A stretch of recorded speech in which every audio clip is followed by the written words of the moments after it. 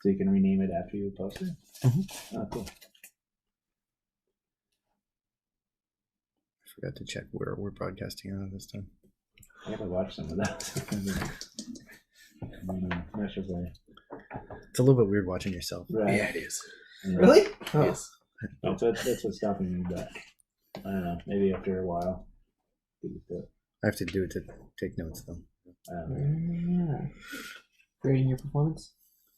Curating, yeah.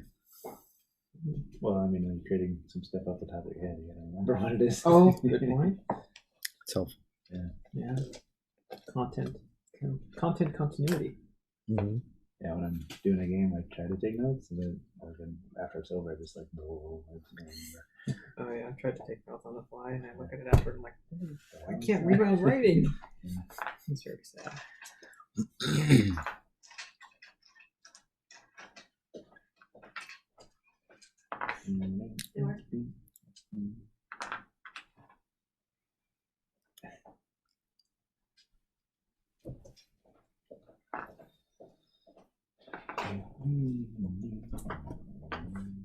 One minute.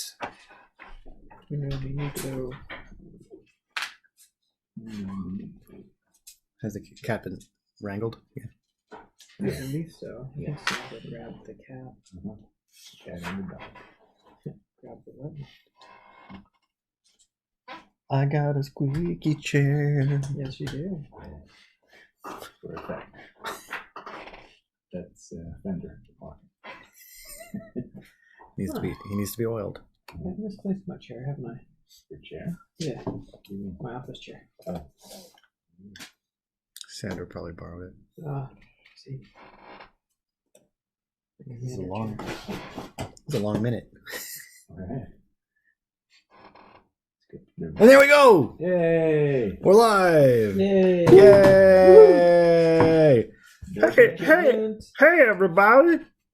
It's us again on the internet. Watch me play with my beard. Hey, everybody! It's Kicking the Door. Kick it. We kick things and The door. doors don't kick us back because they're pacifists, apparently. Or they just don't have legs. You never run into a doorknob. Well, I have. Okay. That's not fun. Welcome, everyone. It's Kicking the Door. We're playing D&D all together at a table with cameras and stuff. And we have dice and friendly faces and nerdery. So, we're in the land of Alifor, where adventurers have gathered to investigate the mysterious happenings, the mists of Leith, a constant environmental hazard that pops up somewhat randomly and makes people forget who they are and how to take care of themselves. And eventually they just crumble into nothingness. Not literally, but they can't take care of themselves, so they don't eat. And someone has been doing experiments with the mists, and the adventurers have discovered a journal, and they've been following it around with the help of a young boy named Mose. And they're currently working their way northward. They had at one point wanted to go check out DeepMind, but there is now some perhaps dissension on which way to go. And who would like to catch us up on the story so far? Not me. I did it last time. Okay. Anyone else have a clear recollection? Last session is pretty easy Yeah. to explain. Yeah. Last session was pretty hyper-focused.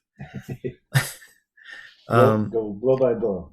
The party was It- ambushed by it was- Icer and it was the two minions. The combat episode. Yeah. My horse was viciously attacked and we were able to defend it. Yes. I think the horse was the subject of the attack. There was an assistant robot, Dr. Fixo, who shut down after battle to surrender, and our party parlayed with Dr. Fixo to turn him away from the path of evil and destruction and murder and mayhem, and is going to now be sent to Umoa to be a doctor.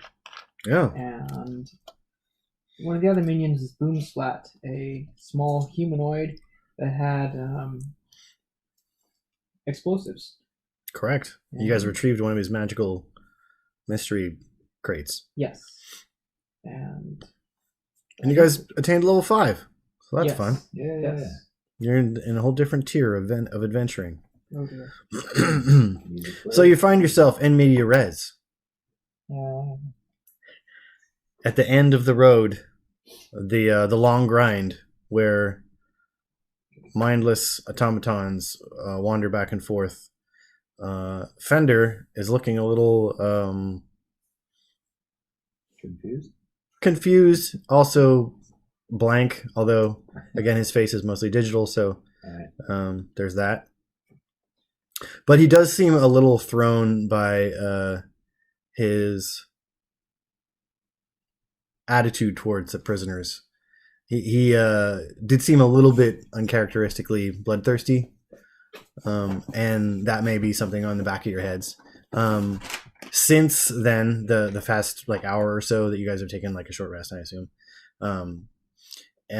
he has not said anything. He's just kind of blankly looking around, and he seems to have gone into default defensive mode of sorts. The cart you have brought down off the rickety cement and onto flatter, easier ground. The corpse of Boomslat and Icer still kind of lay in the way. Icer's large form, which I believe his head got blown off, and kind of rolled into the bushes. And I don't recall if you guys pried the gem out of his chest. Oh, we wanted to. Okay. Yeah. Does it radiate cold, or I want to figure out how to make it do that at least. Currently, because Icer has no power running through his system, it is not going at all. It is just kind of a translucent, bluish, multifaceted gem, kind of halfway sticking out of his chest. How much? Icer probably weighs a lot, probably 1,500 pounds or so. So that and a griffin are too much to lug around. Yeah, the cart's starting to get. Although Tane has been the half goblin that has been traveling with you, barbarian woman. She has a marked preference for walking alongside the cart. But the cart's really not faster than walking. Yeah, especially because it's a draft horse, not a. Especially so loaded down as it is. Yeah. Well, I feel like some of these pieces might fit on the horse, but it may take some tweaking. Maybe we can take some choice pieces and somebody can work on that. Are you talking about turning this robot corpse into armor for the horse? Well, it's not a corpse, it's a thing now. I mean, well, now we're getting into weird philosophical things. I mean, is Fender alive? Well, now he is. Sure. And if he dies, is he not a corpse? No. And what is he when he dies? He's a piece of metal.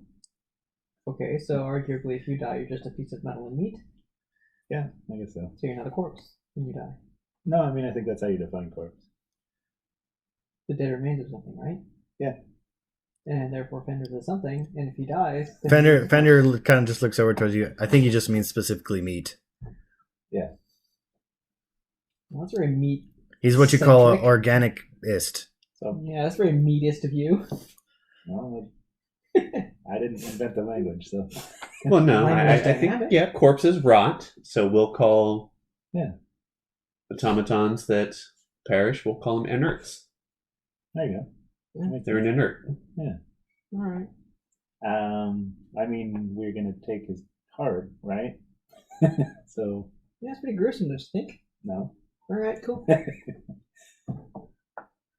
Would you be offended if Fender took your... Fender just goes, I'm going to go scout over here. Took your eye if you died?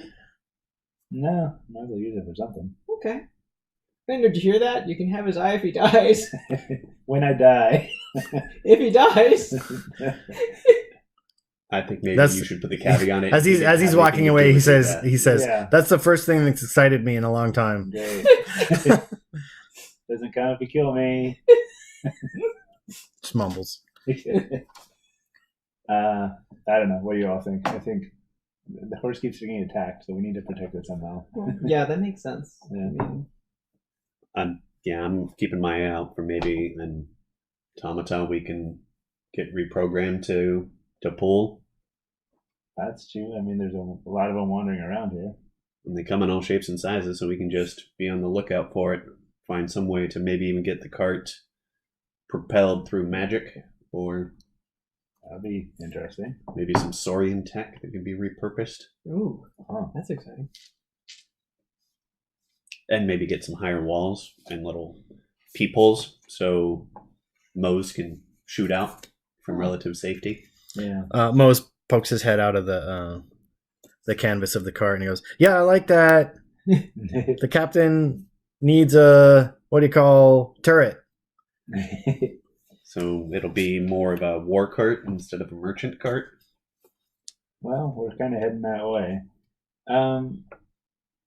But He kind of flops himself out of the thing. Kind of like hits his elbow on the way down. He's like, but then he's like, "I'm okay. I'm okay. good. What are we gonna do?" What time of day was it? I believe it was midday around 1. So with the short rest, it'd make it like 3, something Yeah, like that. give me that short rest. I need to. So what with our hit points? Do we get the new hit points added on, or Yeah. okay, Yeah. and then we can heal up the rest. So use That'll. one hit die. Okay, Yeah, I'm using a couple hit dice myself. I bit me a fool. Me too. But I mean, so I guess we're talking as we're resting. Yeah, as long as you're not engaging in like heavy activity. Yeah. If you give me a little time, I can see what this gem does. Well, based on our last conversation with Mr. Fixo, I'd like to start heading towards Foundry. I mean, can you do that in a moving cart? I mean, just It's gone. Falling rocks. keep a normal pace and don't hit anything big to interrupt my concentration, and we're good. Yeah. Well, I'll give that a try, or whoever's good at handling a horse. Mose has been. I can do it. All right. So, but Yeah. I mean, And the cart starts moving. I suppose we should. Okay. Well then. As Moses almost immediately climbed into the driver's seat. Thunder. I mean, leaving. it's not. The horse isn't by any means going fast. Yeah. But it started to move. Okay. So So it scrambles into the cart. I yell at the Fender. I look. Did he wander off too far? He's like maybe 80 feet away. Did he? Did we harvest Icer's head? I can't remember who had the killing blow. I think I did. Yeah. I think the lantern went in it and kind of. Yep. Right. Yeah. It went like, Kaboom. popped his head off. Yeah. It wouldn't be too hard to fetch his head. It's Nice. probably the size of a watermelon. Nice. Guy was like damn near 10 feet tall. Can we turn it into a helmet? If you hauled out all the mechanisms on the inside, Nice. sure. But is it large size? Yeah, it's a heavily plated. Yeah. Maybe a helmet for the horse? Gift for Nagok. Or the Nagrok. The ogre. Yeah. Yeah. Yeah, he might like that. Or the griffin when it gets bigger. Hmm. Has it been getting any bigger? I mean, I guess I'm gonna wind it back. Yeah. Because this is really silly to admit, Yeah. but maybe other dungeon masters would agree with me.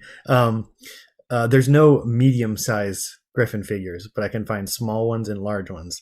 So I'm gonna make it a little bit younger and just get the small. okay. That's fine. So it's like the size of a mid-sized dog. Yeah. I think that's what you were kind of saying anyway. Right? Yeah, it was kind of vacillating between medium sized and small size, but that's already kind of a gray area. Yeah. All right. Okay, so I guess the cart is moving. I mean, we could have put it up to a vote, but I really would like to go to Foundry. So, unless there's any big objections. Boundary sounds good to me. Captain? We're going. Yeah. Well, how long is it going to take to get there? Maybe a while. So fast can we move?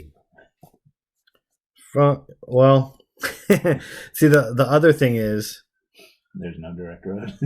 there's no direct road from where you guys stopped. Right.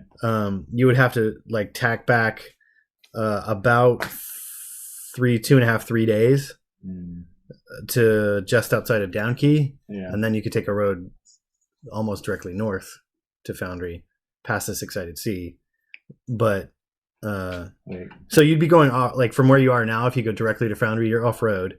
It's like slightly shorter, but it's a little bit of rougher ride. Slightly shorter, like Because the road towards Deep Mine, where you guys were heading, actually kind of veers north a little bit as it goes west.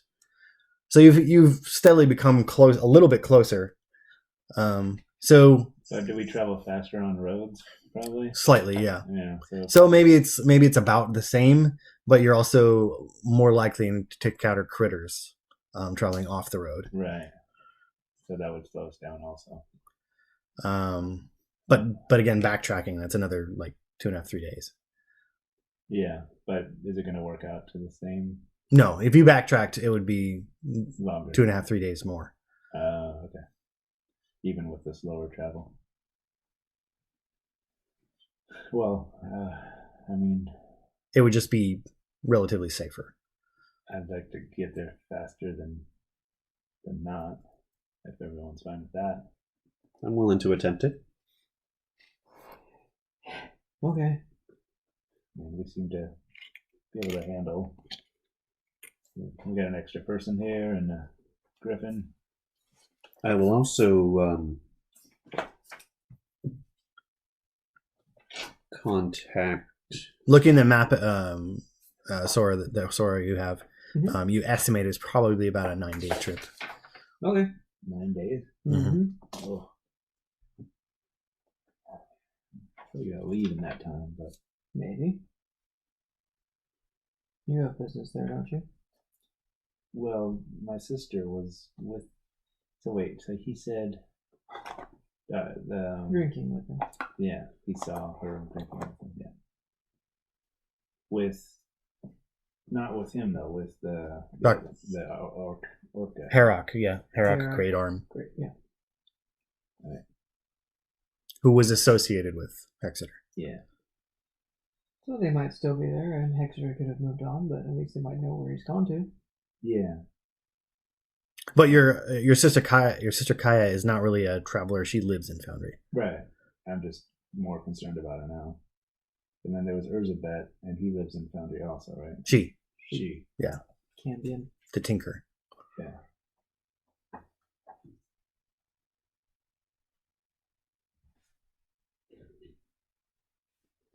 Reprogram Dr. Fixo. Yeah, I think that's the. Oh, I wrote it. Alright, I'm just in the corner. Well, we'll get the cart going the right direction, and I will go identify the crystal, Alright. the gem, stone, whatever we want to call it. Did we grab any of the armor from Icer? Icer, yeah. Any loose pieces that we could use? Or? It's pretty fixed. You have to take some time Okay. to pry any pieces to make use out of them. Alright. After a little bit of investigation, you find out when his corpse is inert. It's the way his arms and legs are constructed. They're fairly easy to just like disconnect. But like actual like pieces of armor that you could use, that would take a little bit of time. Well, if we took just the torso, but then it's not hollowed out, right? No, it's not. So it would take time to do that. Alright. Well, we've got some of the bullet as well. That's true. That might be better. Alright. I don't know. I looked at Fender, and in my head I'm thinking, did we bury a robot? But I kind of hold my tongue and keep moving on. Mhm. He doesn't seem to have any opinion whatsoever about it. Okay. You send them back to the factory. Okay. So we trudge on with me with a pensive face. Okay. So you guys are kind of marching slowly off road, going a little bit slower just to not jack up the wheels of the wagon. Tane is walking off to the side, and for at least a portion of the journey, Fender has chosen to walk as well. So let's have some travel rolls. Trouble. I can roll for Fender. I guess. Yeah, you can roll for Fender. I will use Lady to kind of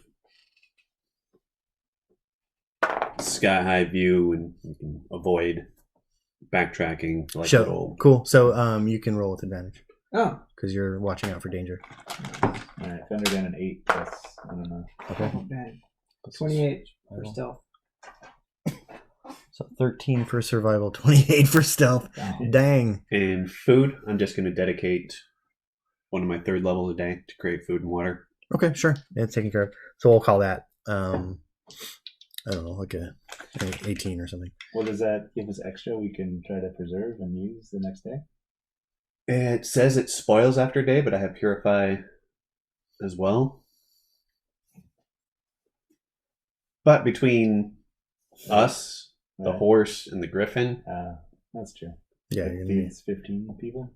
feeds 15 humanoids, Okay. or I think it's 5 like horses. Yeah. So Okay. horses like 3. The griffin, we'll say it eats a lot. Right. Okay. Well, then that probably works out, I guess. Mhm. All right.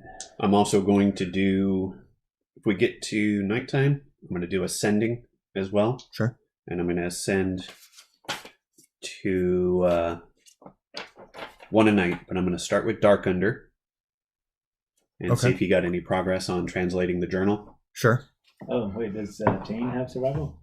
She does. Can she help, like, advantage-wise? Yeah, probably. All right. You want to roll or should Yeah, go ahead. I? 16. Okay, that's better. Yeah. On the die, nice. Yeah. Cool. Okay. Sure. So I'm gonna say that. Thank you.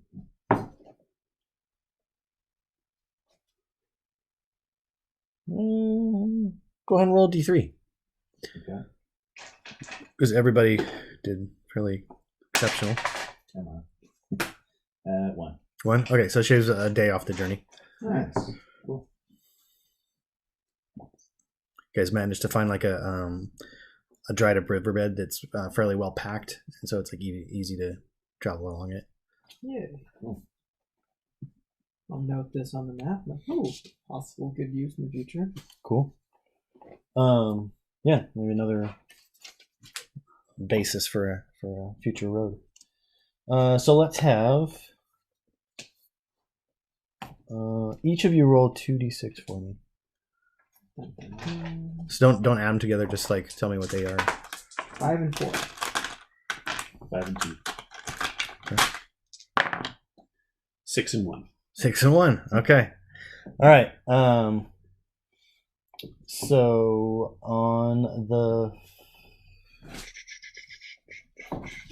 now we're looking at a 8-day journey. Where's my D? Okay, yeah, the 5th day. One of you can roll a D12. Yeah. 8. 8. Okay.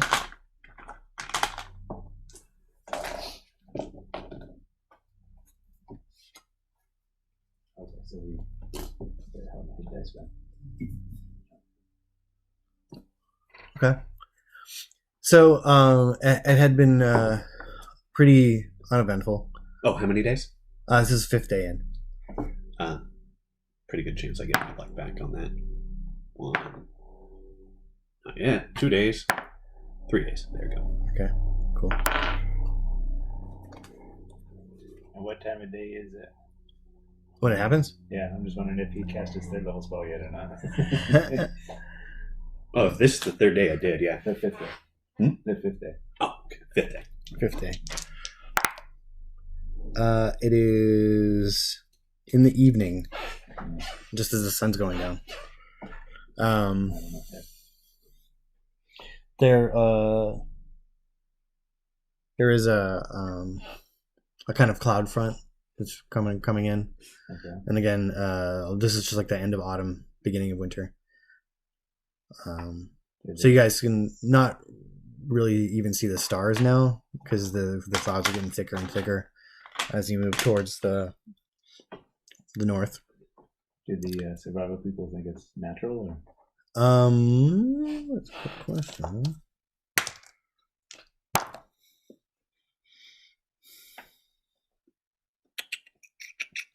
Yeah, they do think it's natural. Okay. There's a lot more moisture in the air, and it does even seem like a storm front is moving in as all kind of light rain picks up. Yeah. And the light rain over the like a half an hour, turns even to a heavy rain, and then it starts kind of slogging up the grasslands.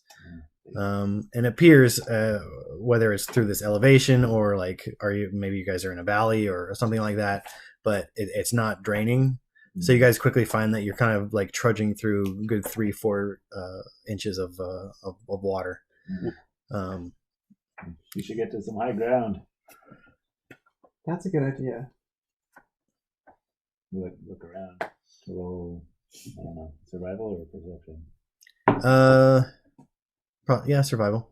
Okay, so I can do the advantage then? Yeah, sure. Okay. Alright, well, there's a 17 plus whatever. Okay. Survival. So you don't, the land is, at least to your eyes, or at least Defender's and Tane's eyes, mostly flat. There's probably some slight curve, but it's not really visible at this like elevation to this vantage point.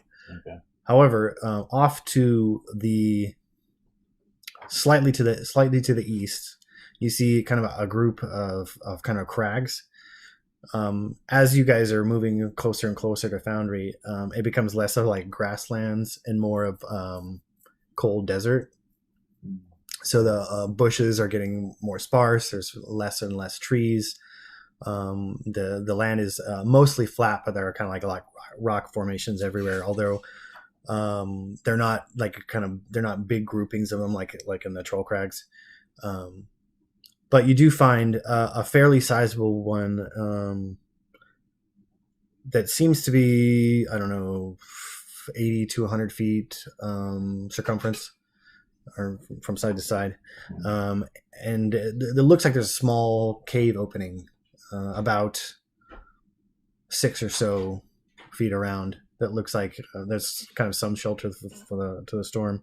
Under the rock, kind of? Yeah, it looks like you could just barely, because it kind of goes in a little bit from the mouth of it. It looks like you could just barely, if you're really careful, get the wagon into the entrance. Okay. Does it look like the rain is spilling in there though? A little bit, yeah. But it doesn't. It's not filling up, so it must be draining out somewhere. Okay. Mark it on the map. Mm-hmm. Should we? I mean, it's shelter, I guess. And at this point, it is almost completely dark. The last vestiges of the sun are just kind of going down on the horizon. Okay. Is the moon blocked with the? Yeah, there's virtually no star or moonlight. I do believe the phrase is any port in a storm. Yeah. Huh. All right. Well, should we check it out before we commit the whole part? Oh yeah, most definitely. Who should go in? I can take a look. All I can send Lady in with you. Sounds good. The lady's in owl form right now. Mm-hmm. Cool. All right, so I'm going to have both of you roll stealth.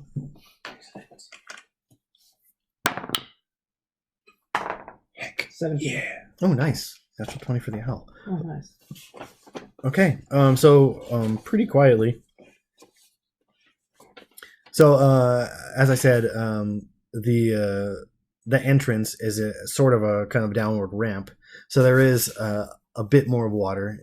You kind of find once you fully step in, it's probably up to your mid thigh.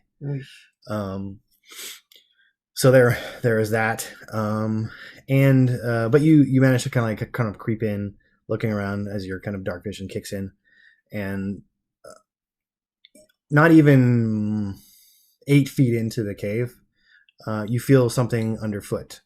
And I don't know like what thickness of boots you wear, but you kind of pause and move your foot around, and then perhaps reach into the water a little bit just to see what you're stepping on. But it's definitely bones.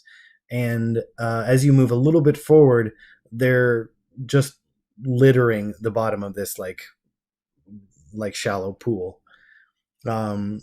They must have be partially kind of like caked in because they're not like rising to the surface, or what, maybe their age has made them not float anymore. But yeah, it's a carpet of bones underfoot. Okay. That's a no. I'm looking around and I'm back. And so you guys get the picture of kind of Sora stealthily creeping back as a lady, also super quiet, Blackbird stealth fighter mode, kind of swooping back into the cart. But just as kind of Sora pulls themselves out of the entrance of the thing, there's like a crack of lightning in the background, and the entire sky is lit up, and you guys can see kind of this cave area. And now that you're closer, and just for that kind of flash of light, you can see a number of like old kind of rickety spears sticking out of the kind of the top of the cave, like above on the dome part, and like look tattered bits of flag kind of moving around in the rain, and little knickknacks like rings, and like a dagger hilt is tied to the thing.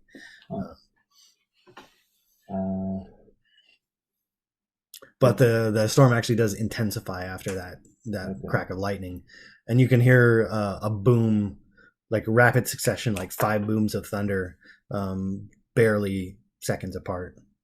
Okay. Well, didn't see anything in there. What'd you see through Lady's eyes? Just cave. How far? I assume that once Sora turned back, the lady would have followed suit. If you wanted a lady to continue on, that's fine. Yeah, just we can. Lady has 120 foot dark vision. Oh yeah, for sure. Yeah, so she could see that it goes in deeper. She can also see that like after 10 feet or so, it starts to kind of level out, and the cave mouth, the passage kind of widens, and it looks like it goes into a chamber that's probably 15-20 feet wide on a side. It's kind of circular, but like in general about 20 feet. And then there's a kind of further passage that goes at a kind of low grade down further into the earth. Yeah, I'm gonna send her further, but I'm looking through her. Well, now I can only do, I think, a certain distance from me. I think she has to be within 100 feet of you, but I'm not positive. I could see anything, but well, it's about 2.5 to 3 feet of water at the entrance, and the water is covering a bunch of bones. Lots of dead things. What kind of bones? Dead things? Like animal bones, or I don't know. Assuming humanoid from what we saw above the cave. Above the cave? You mean they were cannibals? Spears and daggers and it looks like trophies. Interesting. Yeah. I'm gonna brave the rain and jump out, get a closer look at the those decorations, see with knowledge religion if there's anything I might. Sure, go ahead and roll me a luck roll though first. A luck roll? Okay. Yeah. With history, would I know anything about this? Possibly. Okay. 9 for luck. 9 for luck. Okay. About 300 or so feet away, a bolt of lightning comes out of the sky and strikes down, and you have a little bit of a flinch. Yeah. It also kind of. So you can roll history at disadvantage. Electrifies me a little bit. Damn. All right, so with disadvantage, boo. Total is 11. Oh, what was the high one? 18 on 18? the die. Okay. That would have been 22. Yeah, so you feel like there was a tale that Hominy used to tell about someone, an old kind of adventurer, if you remember correctly, it was a Tabasti who was kind of exiled and went off on their own. And there's like these weird kind of tales about how they became a cannibal and not just a cannibal, but like a man eater or whatever, man, woman, they eater, Humanoid eater. humanoid eater. Yes. Yeah. And they're kind of a boogeyman now. Okay. The name is, where is it?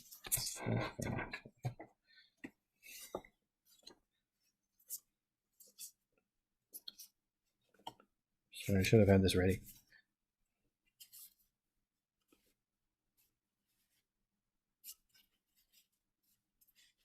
Come on, man.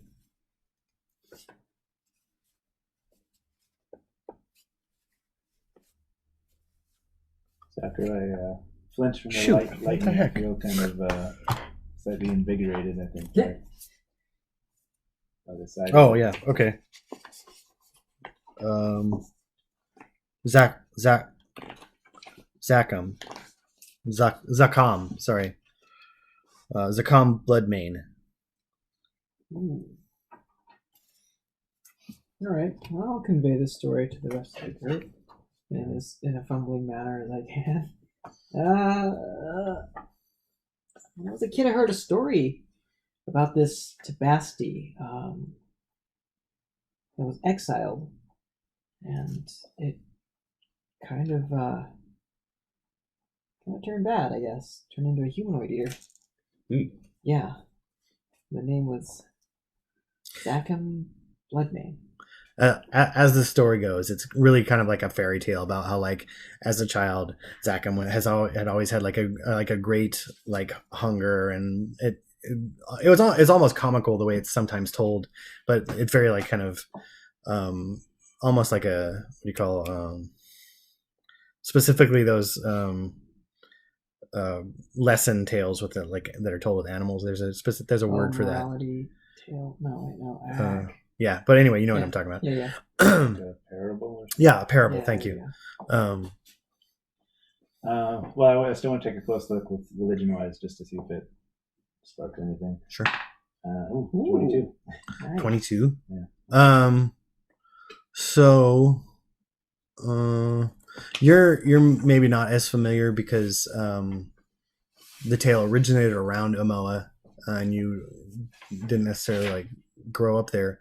But you spark like a little bit more information out of Sora, and they tell you that there are tales that maybe, to satiate his hunger, Zakam like made a deal with some kind of otherworldly creature, so that it could so it would never have to stop eating.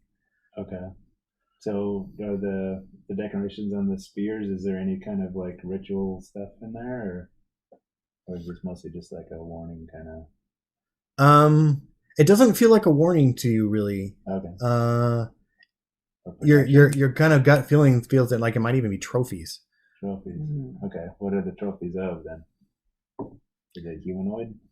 Yeah. Oh, they're for sure like rings from humanoids, and you kind of pull off the dagger has a hilt, and it looks like the blade was kind of broken off. Oh. All right, I come back and let everybody know. So you guys are like having to like huddle together because at this point the rain's coming down in sheets, and you can barely hear each other unless you're right next to each other. Well, we're in the cart, I'm assuming. Yeah, Yeah. But even so, it's coming down hard on the wood and Yeah. making a lot of noise. Double reason to go in. You have to Yeah. end the menace, and we need the cover. Yeah. Your horse is probably not doing too well in the rain. So I'm going to get off and lead the horse by foot so Okay. I can see better. Sure. That way, I'll keep Mose up on the reins, Mm-hmm. and let's head in. Okay. All right. So you had an idea you were talking about with the removal rod and possibly locking the cart. So I'm thinking maybe that would be a good backup if the cart starts sliding. We could stop it from crashing. So I want to stay near the back of the cart to where I could like hook the cart so it stops moving. Sure. Yeah. Okay. So let's have. I'm gonna make this a skill challenge.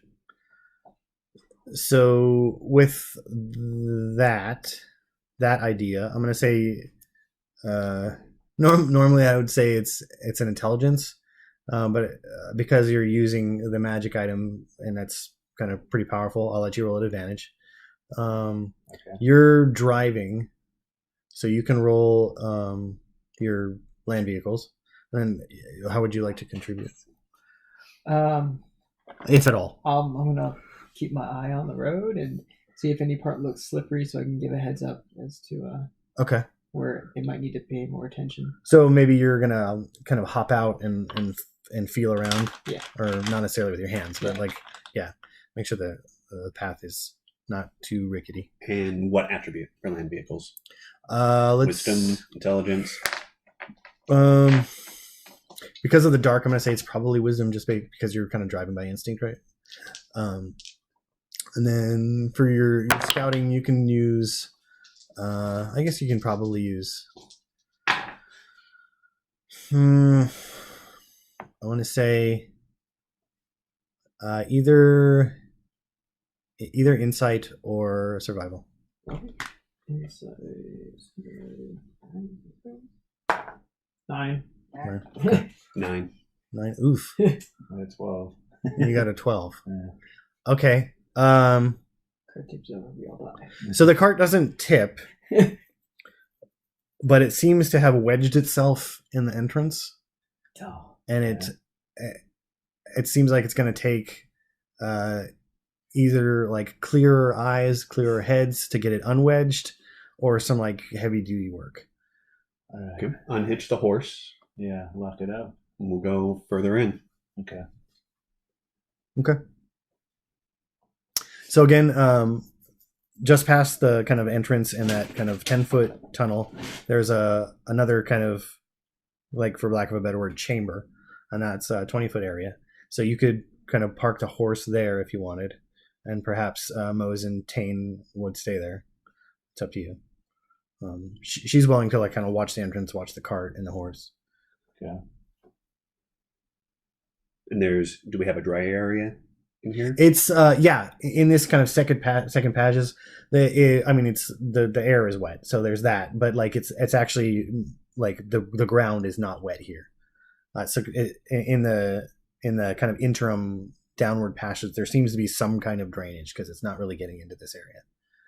So I want to use the removal rod to hook the cart in place. So I'm just thinking like in through a window, like hooking it like this, so like it's hanging. If it's hanging like that, it won't slip anymore. Okay.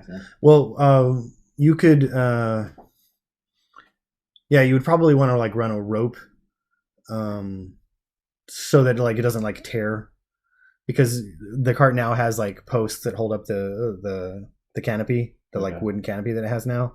So you would probably want to string it through the wheels under like the back axle and like around maybe, just so that like it's more secure and it doesn't like pull too much on one part of the cart. Okay. Or I could just hook the back axle, I guess. Yeah, that would probably work too. Okay. Yeah, underneath the water, no one's going to see it. Yeah. Okay, I'll do that. Hopefully it's not like Okay. Gollum slashing into the water, freezing cold water. It is very cold, Alright. but it's not like freezing at this point. All right. Well, half of me is frigid. Yeah. And you. Half of- Also, feels frozen, it'll be solid.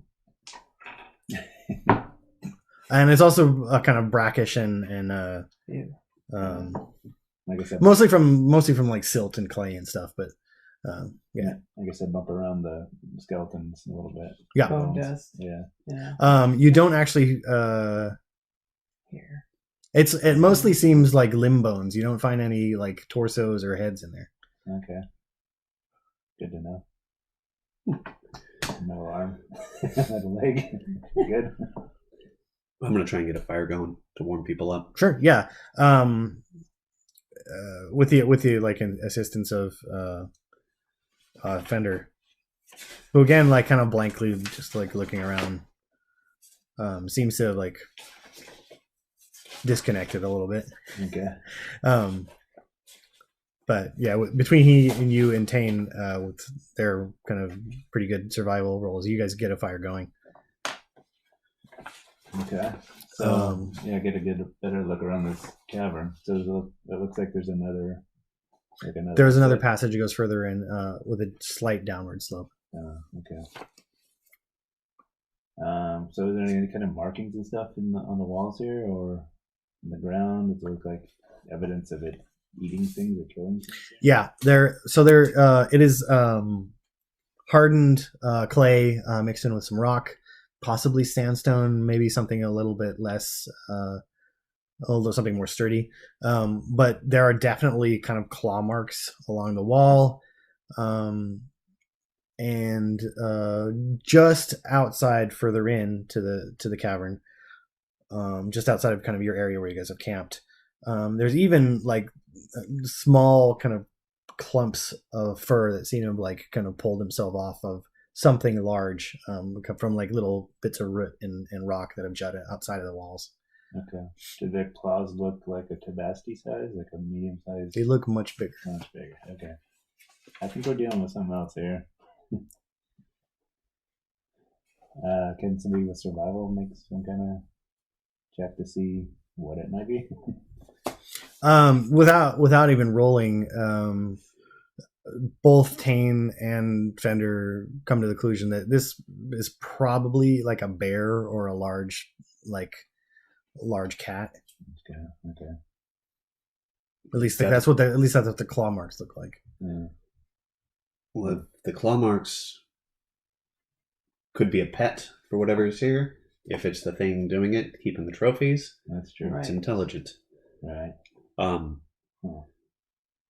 I can set an alarm across the entrance. Yeah. So we'll know if something comes past the cart, and I can. Okay. Well, we probably just made a whole lot of noise, right? When we're talking, it's echoing. With the kind of wettish walls, there's not a whole lot of echo. Okay, and I guess the storm too is probably making some noise. Yeah, at least this close to the entrance. Yeah. All right. Well, I don't know. Do you feel safe enough to not explore more before we go to sleep? Well, I want to hit that other one, the door, so we know if something is coming in behind us, we know to come back to them. Mm-hmm. So I'm going to send an alarm where the cart is, Sure. at the entrance. Okay. That way, if we go further in, Right. Okay. we know if something's come in and we Made need it to past rush you. back. Behind us, yeah. It's a good idea. All right. And just backtrack a little bit. We did identify that blue gem. Sure. I don't know if it may come in handy, something we can use. Yeah. Is it usable? It is quasi magical in the sense that by itself it doesn't have any magical abilities, but it can siphon, or like it acts as kind of a lens for certain magics. So it needs like a power source or something? Yeah. Okay. Or what if you cast... But specifically cold magic. Okay. What if you try to cast something through it? Do you have any kind of cold magic? No, I think it's not. Yeah, I'm kind of the opposite. Right. Maybe it'd be cold fire. All right. Go ahead and roll Arcana, actually. And since we're retconning, Sora could have assisted if you want to roll with Okay. advantage. Arcana. Well, that is a 17. Let's see if we can do better. 17. Okay. So you get the information I gave you. Additionally, you find that when you did a little experiment, you cast your firebolt through it, it turns it to cold. Ooh.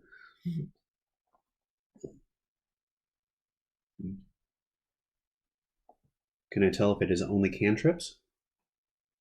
You think it should probably work on any energy magic. All right. Well, that may come in handy. Do you mind if I No. hold on to this? Yeah. So it's close to this, not quite. Maybe okay. So maybe one of those smaller kind of kid footballs. It's about that size.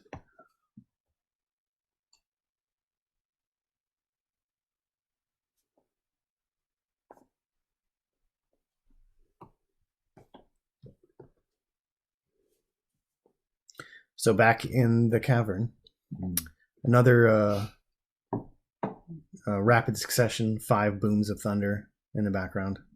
A little bit muffled now that you're kind of inside, and you think perhaps that one is further away. In a kind of dimmed kind of flash of light that you can see, with just kind of like silhouetting the cart as it's kind of stuffed in the entrance, and like a little bit of sprinkling across the water makes a little cascading effect. That's kind of neat. And just after, say, I don't know, 30 seconds after the kind of rumbling of the thunder kind of fades into the background, you swear you can hear this.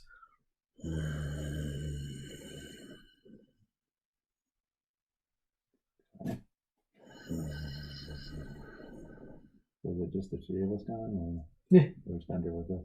No, he's with you. I have the bow ready. All right. Can we see? So we're looking 60 feet. You don't see anything? Not 60 feet away now. Are you using light? Yeah, I've got bullseye lantern out, so I got Okay. 120 So feet. you like quickly kind of flash around in a direction. And you can see what it looks like, just kind of down the hallway, cavern way.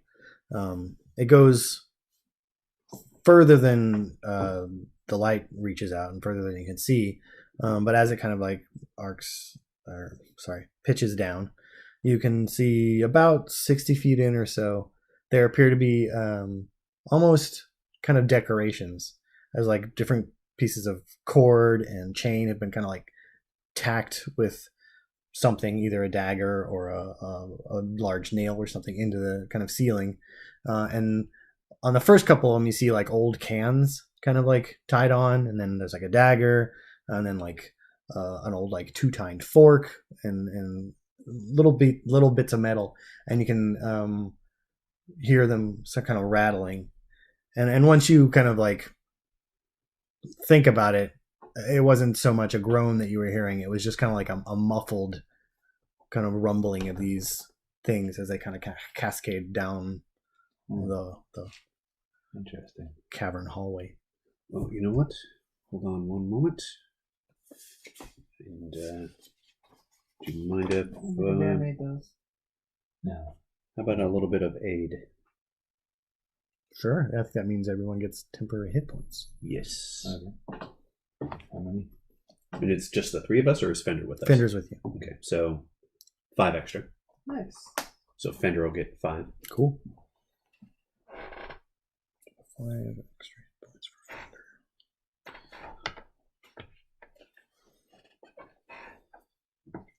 Okay. Well. That is not concentration, and that lasts for 8 hours. Nice. Oh wow. Okay. That's why it's doing that. Oh, my bad. I have it set to like not go to sleep as long as it's plugged in. So Right. I was like, wait, why is it going to sleep? Okay, well, I guess we'll head forward. Do we, who's first? Fender? Or, I guess. All right. alright. Volunteered. So Mo's kind of like steps up and he's Tane, could you? She goes, I asked you not to ask me to. All right, just if you stop asking, I'll. So she kind of like goes in kind of like a kneeling position, and he like kind of steps up on her thigh, so he's a little bit taller, kind of using her as like a step stool. Okay. And he goes, I declare as captain, you shall venture into this cave, but I forbid anyone from dying. Don't do it. Okay. That would be really bad for the crew's Morale. Morale. Yeah. Okay. We'll Also- keep that in mind. If you find anything that's cool, I want to see it first. Okay. Sounds Fair good. enough. Okay. Aye, Captain. Yeah. I'm the captain. Oh, And he does like a little hop off of her leg. All right. you got the eye though. Should you wear an eye patch? Oh, okay. Well, let's go, I guess. Okay. So you guys begin venturing into the cavern. Yeah. All right. So it actually seems to like kind of widen a bit as you guys go further in. Okay. 10 feet in, you hit the kind of ornaments on the top. 30 feet in, there's more of those kind of claw marks on the side. 40 feet in, more ornaments. And the ground kind of dips a little bit more drastically, almost as if at some point it was kind of dug out and then maybe refilled. But you do like hit a patch of like little kind of moss, and there's a tiny bits of spores. They don't like burst enough to like even get past your ankles, but you can kind of feel a little bit of a kind of itchy kind of tickle from that. And then about 80 feet in, it continues to go off, slightly down and further in, but there's a kind of small passage off to the right. And it looks like it's much smaller than the rest of the cavern. It looks like just the right size for Sora. So anyone else who goes through would have to squeeze a little bit. Tell one you're not a big dude either. And from in there, you can actually smell cooked meats. It's somewhat faint, and there's a little bit of heat coming out of the room, just the slightest amount, but like because of how cold it is, it's detectable. And you hear what sounds like a high-pitched, perhaps maybe timid, a little tinge of that, snoring or perhaps whimper. Oh boy. So there's this narrow passage into there. Does the tunnel continue? Like maybe there's another entrance into that room, or is this Off of the passage you just found? Well, there's the main tunnel we're in, and then there's a passage that goes out into that room, right? Well, you haven't seen where the new passage leads to yet. But it's into the Presumably, it opens up into a chamber. Yeah. Okay, but the main tunnel continues. The main tunnel does continue on. Yes. Does it look like it could connect to that at some point, maybe, or we could? It's hard to say, but it could be. Yeah. Okay. Just thinking if it's large, it's not going to be able to get through this passage, but there's got to be another entrance. Does it look like the passage is used? Or Yeah, I don't know. Do we? Yeah. Fender do Fender takes a survival? look at the ground, and he's like, "It's the clay and dirt in here is weird." I look at the walls. If it's tight, it would look like someone was squeezing through, so there would be less dust. Yeah. It doesn't look kind of worn or raked at like the main chamber. Or any those bits So of- whoever came here doesn't look like they had to squeeze to get through. Okay. Because we saw bits of fur scraped off somewhere else. Yeah, closer to the So entrance. not- Yeah. not here. Okay. Do you want me to send Lady in? Just pop in and take a peek? Yeah, that might be easier. Sure. All right. Maybe a little more quiet, but I think she's smaller. Is it easier? Yeah, for she's you? tiny. Okay. I'll put my arm up on him and I'll go into Lady's eyes and just have it hop down the passage. I'm assuming Lady can't fly down the passage. Yeah, not really. It's too small. So she goes in about 40 feet or so, and it opens up into a small-ish chamber, wherein she can see.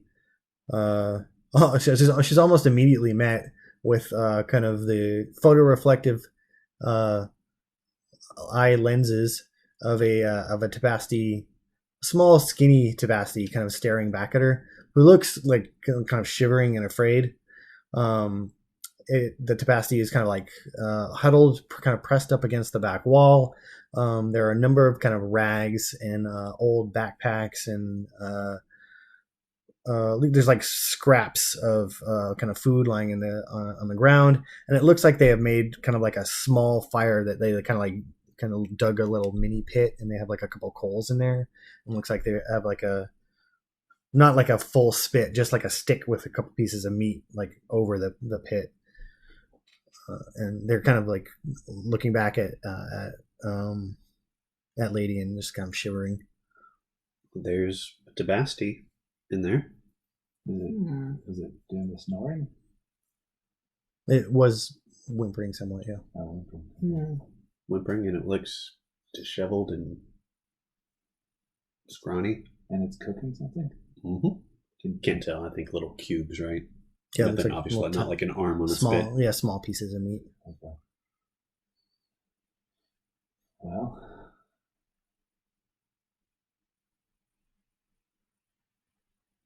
I don't know, any evidence of a humanoid in there? I mean, if there's only little bits of pieces of meat, something should be left over. I'm still keeping an eye through. If it comes at Lady, I'm just going to blink Lady out. Yeah. After a few moments of seeing that the bird isn't trying to steal its food or going to attack it, he goes, "Oh, more food, maybe? More food?" And it starts to kind of slowly Gollum-like reach out towards Lady. And then you just pop her back? Yep. Okay. Seems like it's hunger or something.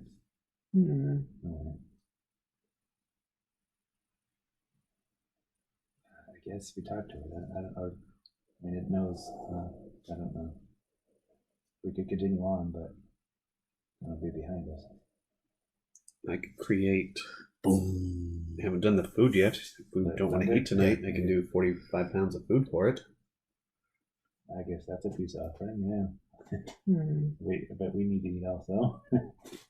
So maybe some of that. Well, I can do it Oh, twice. I just won't have any other. yeah. I don't. Well, I mean. Oh, was there any other entrances, exits out of that little?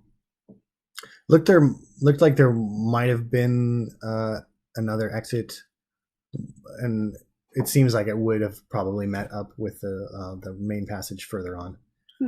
But there was like kind of piles of rags and stuff, and that looks like it maybe had pushed some of them towards that way to partially block that way. I guess maybe we should talk to it first. I guess. But if it's hungry, that would be good. Do you have to get close to do that? Good question. To talk To talk to it, yeah, we'll have to be close. Yeah, no, I meant the food thing. Oh. I mean, Yeah, he has to be able to see where to. Yeah. I think. hang out further back in the cave and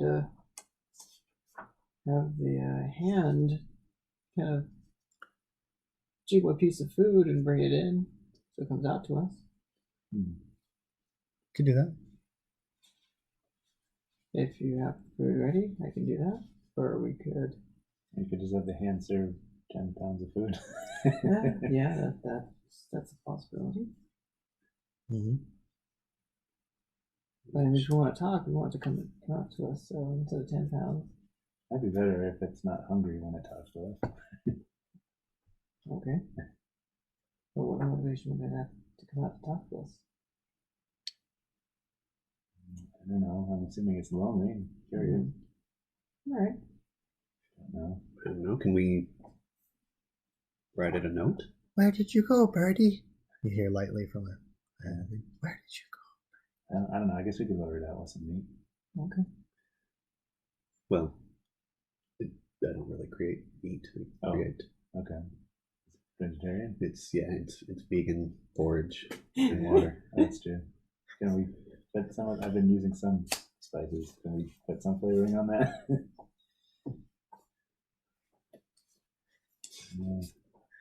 Yeah, it's not the the tastiest of gruel, but it does the job. If you give me some time, I can create an unseen servant to walk it in there as well. I mean, I could just make. Yeah, Sora could use their Oh yeah. And mage hand. I can also make it look like there's a little bird in the cave, and we can lure it out. It's true. Use some of the illusion stuff. Yeah. All right. Well, I'll do the food and water. Okay. All right. I don't think water's an issue right now, so I'm not worried about. Yeah. That's true. So you begin casting your food. And, these so that like the outline of the food starts to kind of trace itself in your like kind of signature kind of neon yellow lights, and then kind of fills it in almost like a old school computer loading an image, and then all of a sudden the food is there before you. All right. Get 3D printer. Yeah, a little bit. All right. Only more magical. Right. 3D And then you scoop some of them up with your invisible hand, Yep. and you kind of Maybe just write it all up. Come out so and you talk to us. to direct it, you have to Maybe. find yourself like a vantage point. So go ahead and roll like a stealth for me. Okay. if we can read, I'm not sure. 26. Nice. Okay. So yeah, you position yourself like just like a little kind of cranny in the very kind of mouth of the thing that just looks into the small chamber, and this the meat comes kind of floating down, and you have dark vision, yeah. So you can see it like perk up and like fixate, and very much like a laser pointer for a modern cat. Mm-hmm. The tabasti kind of stiffens up, and then like goes into a crouch, and you can see even his crouch like with somewhat of a bit of adrenaline going. His legs are kind of shaking. It doesn't look like he's eaten probably in a week, or so sparsely that he's just not getting the nutrients and protein that he needs. His hair is again, so tabasti don't have hair on their faces. They have very very very human looking faces, very kind of uncanny valley. But they have kind of cat-like ears, and the rest of their body is nearly all feline, but made to like occasionally stand on two legs. But he he does into the crouch, and he arches his back, and you can see that he's got a little bit of mange, and he's got kind of blackish fur that's all kind of matted, and there's like kind of patches of gold in it as well, kind of like that kind of tawny, kind of blondish. But again, very kind of scrawny looking. You can kind of see his ribs. And he doesn't have like a harness like that some tabasti wear, like carry possessions. And he just kind of like slowly, the tasties, no, I'm not going to do that. I want it so much. Give me the food, please.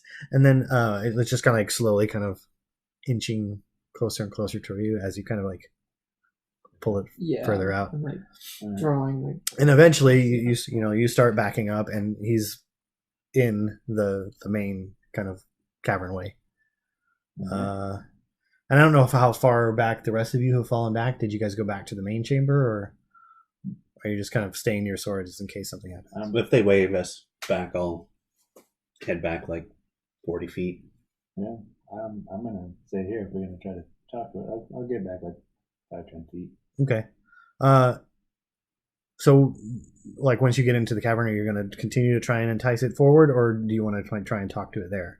I'm going to try and talk to it there. So okay. It can feel like hopefully it feels that because it can't see us, we can't see it, so it feels safe enough to talk. Well, it doesn't see you for sure. Yeah.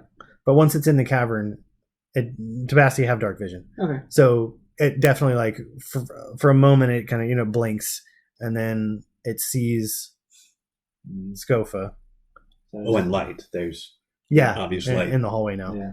And he goes, "What is this? It's for you. We made some food here. You bring me you bring me food? You look hungry. I am hungry, so hungry. Go for it. I can eat this? Yeah. Oh, thank you so much. And it just kind of like dives on it, and rather than like just kind of like scarfing it down, it seems to kind of hold it delicately, like in it, like right over its mouth, and take very small, deliberate bites, and little kind of like moans of pleasure, like purr out of it as it takes each bite. So, what's your name? This I don't remember. Don't remember. How long you been here? Oh, I've been hiding from the beast that lives here. Beast. Yes. Yes. What is that? I could feel the rain outside, and so I came inside to hide from the beast.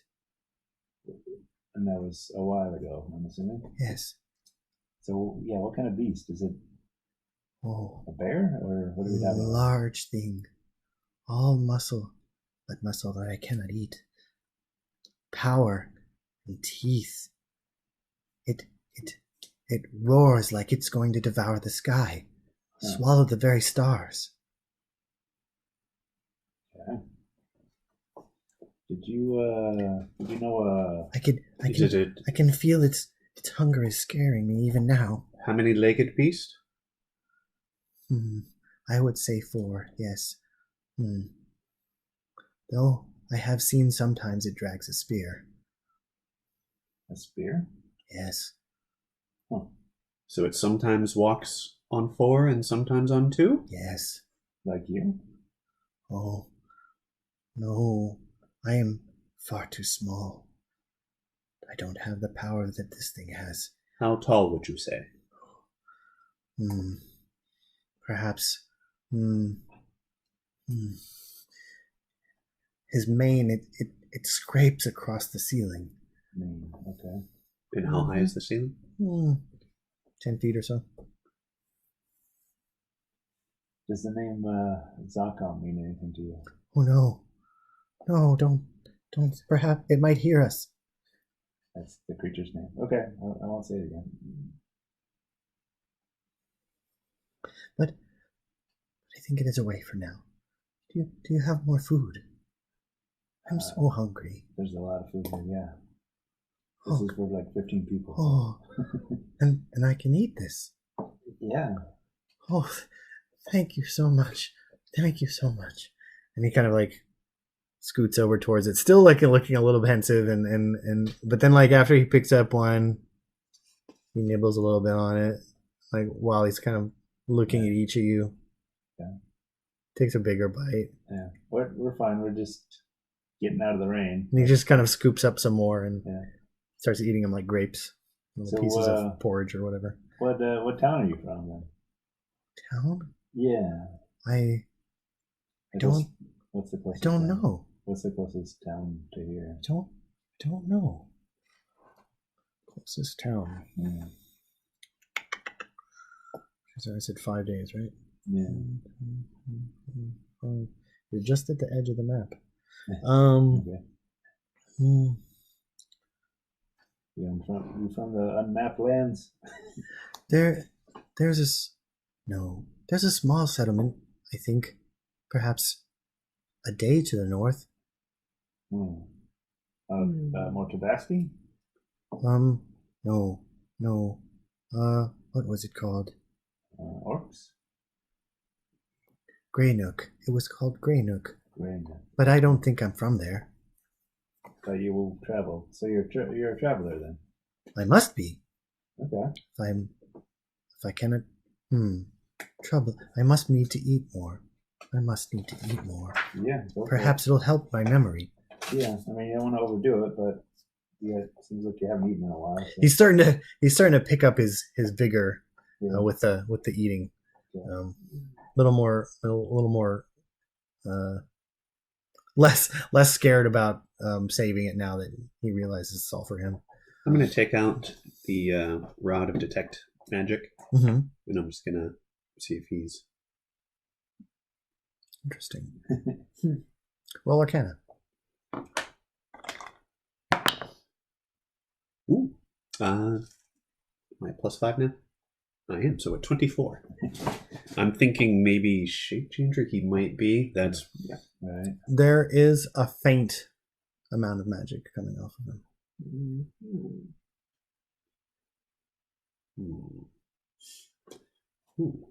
Would I be able to tell if he was cursed? I think that would probably take a detect curse spell. I don't know if there still is one, but I feel like there might be. Well, can you detect the school of magic with detect magic, or I forget? Yes. It's too faint to get like a positive read off what type of magic it is. Okay, it's like a lingering aura kind of thing. Yeah. Let's see.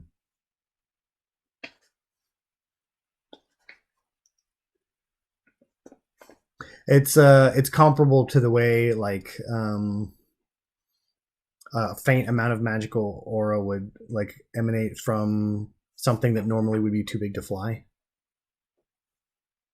That similar to that.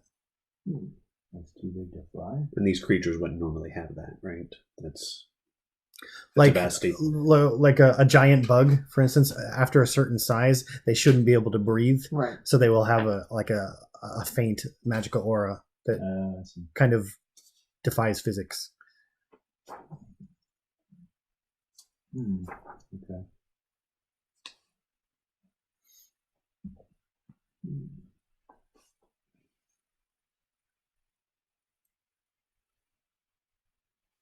Well, we'll keep talking to him. Sorry, you may have come over like over your travels and like interest in literature and stuff. You might have found some kind of like essay or something that says like sorcerers sometimes give this off as well, or people who are like about to awaken magical talent or something. Okay. So like kind of a latent. Yeah, there's no detectors. There's no detectors. Okay. Well, if we wait till the morning. Well, if you did like It a, is if cursed, like I I don't know, remove if you did like a what's the one, commune or similar, what's the one that's like wheel or woe? Augury. Yeah, you could probably detect a curse with that. I still need the bits and bobs for augury.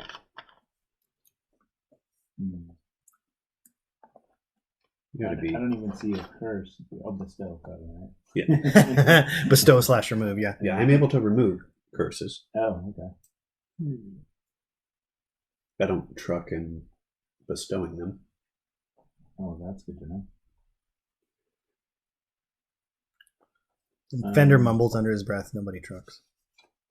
We might. We might not. That'd be pretty cool. All right. So I'll share my bit of knowledge with Dylan as far as the possible origins of this magical aura on this creature. still curse. Okay. Is the storm still going? Can I leave? No, it's still pretty heavy out there. When you're not in this cave, where do you stay? I don't. I must have a home somewhere. A camp. Don't know. No. Yeah, I'm gonna insight it. Something is off here. Yeah. Sure. 11. Seems like he doesn't know. Yeah. Can I do that also? No. Sure. We'll say it independently. Okay. Before Delwyn gets his read. Okay. Or at simultaneously. 23. 23. Yeah. He seems like he legit just seems confused. Okay. So we just share our glance and I kind of shake my head. Cool. Well, we could confirm we have something that might compel him to tell the truth. Right. That thing. Yeah. How does that work? Can you just hold it? You have to wrap it around him. Yeah. I don't think that. Oh, we could measure him for a suit. Do you want to get out of here? I would like to fill my belly first, I think. Yeah, I wouldn't overfill it. I mean, do you have meat? No. No? We but it smells. You smell like you're cooking something there. Maybe you can mix that with this. And, Yes, perhaps. yeah. Where did you find that meat? You must at least have a better fire. Um. Mine was Well, you're cooking some meat in there. fairly That's good small. enough. But if you don't mind, to share your warmth. Yeah. Okay. So what kind of meat did you? What, you find some rats or something? Or Yes, rats. does it seem like he's telling truth on that? Yeah. Yeah, it Okay. does. It does. Okay. Well, So happy that you found me. It's been so long since I've seen anyone else. I Yeah. think. Been alone a while. Yeah. I Were think. you a merchant or is it wearing any clothes or anything? no? Okay. But again, Tabasti don't wear a lot of clothes. This one doesn't even have a harness, though, like Sebastian normally has. Yeah, no harness, right? Nope. Very naked. What's further down this hall? Do you know? Oh, that's where the beast sleeps. Hmm. And you think it is out right now? Well, it hasn't found me, so I think it must be sleeping. Was there another exit from where you're at, or is it the only way in from this little cave? As far as I know. Well, Do you want to go take a peek? Okay. All right. Please, eat up. Take your time. Thank you. Yeah, so he does go back to his little chamber and grab some of the meat and starts to like kind of mix it up. okay. He does like a weak little sigh, Yeah. but then he like starts to eat again. Okay. This time with a little less vigor. So you go ahead and roll stealth again. All right. I picture it as the equivalent of little tofu blocks. Yeah, Or probably. tofu cubes. Or those like 22. kind of packed protein grain things. Yeah. 22. 22. All right, yeah. Super quiet. You stealth down. It's a good 200 feet, and it winds a little bit, and it opens up into a pretty large cavern. Probably 150 feet to a side. No, not to a side. 75 feet to a side. And it's tiered, and there's a bit of a chasm that opens up into just kind of darkness in the middle. That's only, I don't know, like 20 feet long by 8 feet or so wide, and it's kind of in like a large gash, almost like someone has taken a sword and like made a 20-foot drag. And either side, it's a little bit stepped, so almost like the group part Greek. Oh, theater. Almost like kind of like a theater. It's Oh, not yeah, quite formally yeah, stepped or theater, anything, but yeah. the way the rocks are formatted, it's almost like a stadium. Okay. And within, you find even more bones. Oh, boy. Towards the back, kind of pushed up to a side where there's kind of steps have maybe been fallen or kind of raked away. There's an even kind of larger pile, and it looks like it had been kind of settled in because it's rested in. It looks like just the right size for a large creature to have like laid down in, but there's nothing there right now.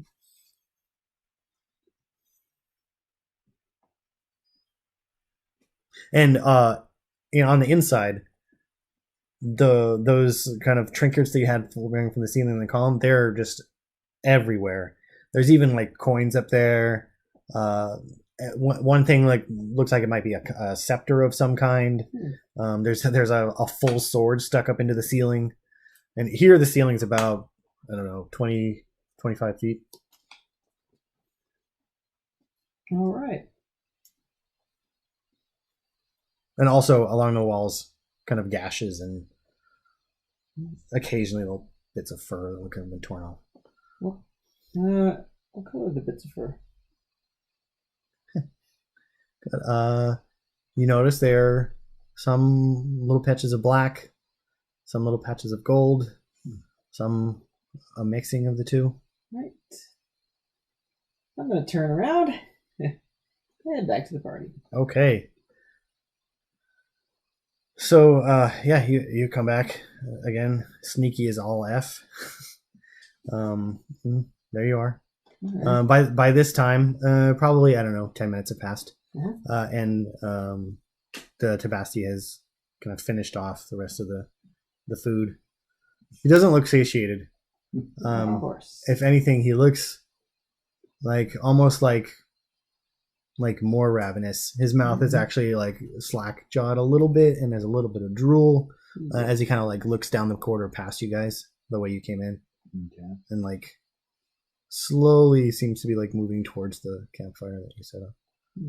Again, that's like 80 feet away, but and he seems to be like supporting himself with the wall. He's just kind of like creeping hunchbacked along, kind of on three legs. Yeah, and there's no way this thing should have been able to eat that much. Right. Probably not. There was 15, 20 pounds of food that we put down, Yeah. and that was only part of it. Yeah.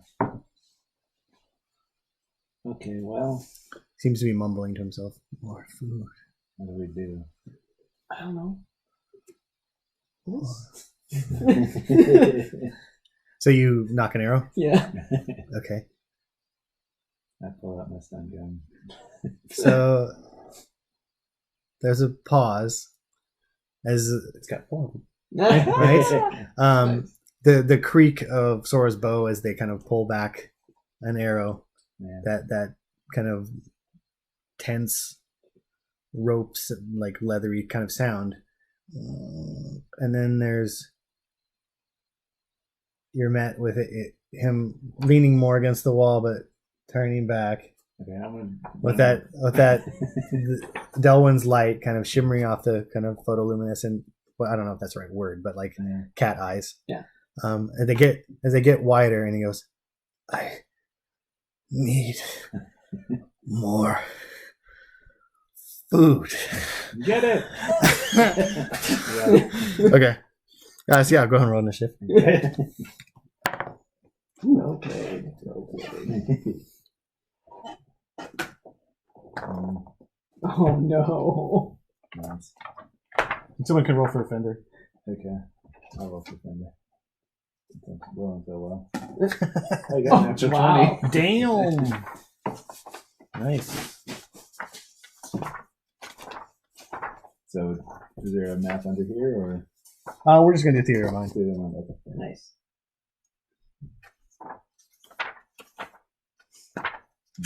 We don't have to be super tactical. You guys are in a hallway. Yeah.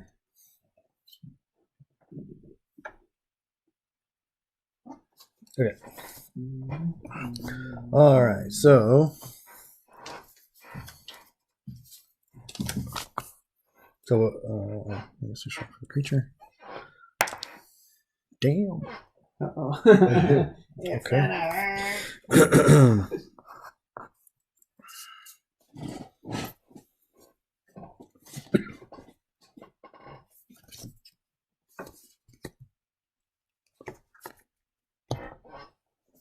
Oh, where does card go? Wow. I was just looking at it. What the hell? Ability. Oh, Zachem. All right. So Zachem got a 22. 20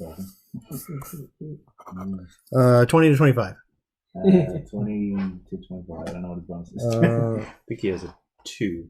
Yeah, I think you're That right. sounds accurate. Yeah. 22. So, all right. Also on 22, and he's PC, so that's good for you guys. Yay. All right. 15 to 20. 16. Ooh. 16 for Rarefied air for me. Delwyn. All right. Nobody crickets for the rest of that. Yeah. All right. 10 to 15. Yeah. Oh, wow. Sora, I'm sorry. Roll one. Yowzers. Right? Okay. 5 to 10. 9. 5. Oh, sweet. Yeah. All right. Let's go for Sora. Okay. So Fender draws his shield and lifts his axe. And I don't think he was included in. He wasn't really paying attention. So he's going to take the dodge action, at least for this first round. He's just kind of going into defensive because he's not really sure what's going on. Okay. And then Zachem.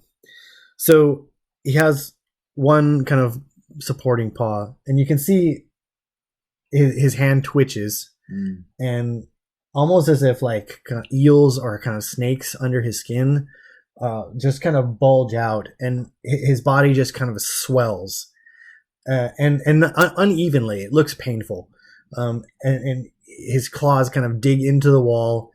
His head kind of snaps backward, and you can see his jaw distend a little bit as his teeth kind of jut forward until there are far too many in his mouth, rows and rows of them like a shark, and his head kind of angles back, and his kind of ears become sharper, and this kind of thick, greasy black mane that's kind of tangled with gold spills out the back of his body. And as his kind of posture kind of inflates, and he starts to like get closer and closer to the ceiling, you can hear almost like a insect-like clicking as almost like a transformer or like a GoBot or something, like a scorpion-like tail kind of unfolds out of the back of his body. Yeah. Okay. And then he just kind of like crouches low and then kind of pounces forward. I believe Scofa was the closest to him, but you guys can tell me if I'm wrong. I was trying to run in with the stun gun, so. Yeah, and you were ranged attacking, Yeah. so. So it's going to be Scofa that he's going after. I mean, unless Fender was hanging back. Okay. Stop dying! What? Stop dying! Yeah,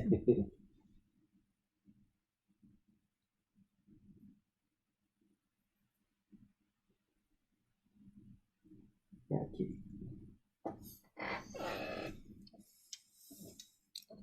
So the two claws fly forward as he leaps at you. Does a 14 hit you? Yep. And that's 2 hits.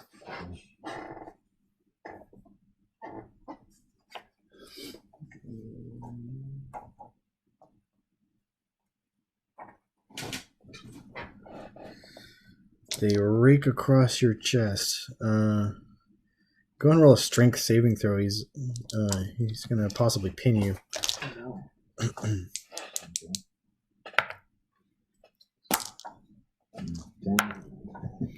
So that's a total of 17 damage. Oh my gosh. And he rolled a 9 on his check, so you don't get pinned. But you're kind of like knocked a little bit to the side from the force of the blow. Okay. And you can see that like the tail kind of swung forward at you as well, but it missed. 17, you said, huh? Mm-hmm. Oh, okay. You had the butterfly. And Dylan is next. I am going to hit it with a little firebolt. Cool. Oh, AC 12. Looks like it just missed. And It does kind of like singe off a piece of his mane, but it doesn't strike any flesh. I'm also going to grab my holy symbol and make a little lantern appear next to it. Cool. Spiritual weapon. AC 9.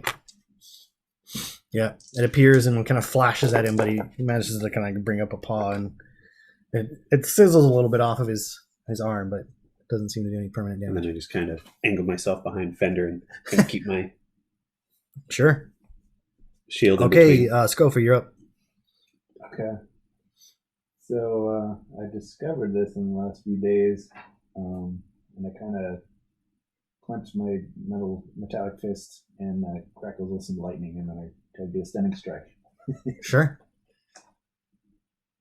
So, I don't think you have a metallic fist, though. Don't have an arm? I thought you had just a leg. Oh, yeah, the leg in the eye. Yeah. Okay, well. You can do it off your leg. Okay, yeah, sure. That's fine. It's kind of cool. All right, so crackling leg. right into the ribs. Sure. 16 to hit. Yeah, that hits. All right, so it has to make a DC 14 con save. Okay. And Sorry to say that's a natural 20. okay. Well, I got 2 attacks now, so I'm going to do another one. There you go. Let's do like Chun-Li. All right, that's another hit. So another DC 14. Done. Oh, you can still get to do damage because Yeah, you hit. that's true. Yeah, but go ahead and. Oh, okay, yeah. Yeah. Sorry. No? Okay. So, but that was with the. I can't see that. It's through the quarter staff. Yeah. So, 6 is 15. Nice. So he made it the second time too? Yeah, he did. Damn. He groans as you see the kind of like it arc across him, and a little bit of his muscle like seizes up, but he just kind of like flexes and rushes blood back into it, and very little recovery time on that. So then my eye just like beams up, the retina gets wider, and then two beams shoot out. I was another key point. Wow. Yeah, right on. Yeah. This thing is evil. All right, well, 1 miss and 1 hit. Cool. And that beam is stronger now too. So 8 more points. Nice. And then, oh no, I can't. That is my bonus action. Okay. Yeah, that uses your bonus action. Okay. All right, Sora. All right. Like, wow. All right. You've got this under control. All right. I'll fire an arrow. Still looks pretty hardy. All right. Of course. 18 to hit. Yeah, that hits for sure. All right. 8 piercing damage, and it's 3d6 sneak now. Yeah. 9 sneak. 9 sneak. So total of 17? Yep. Cool.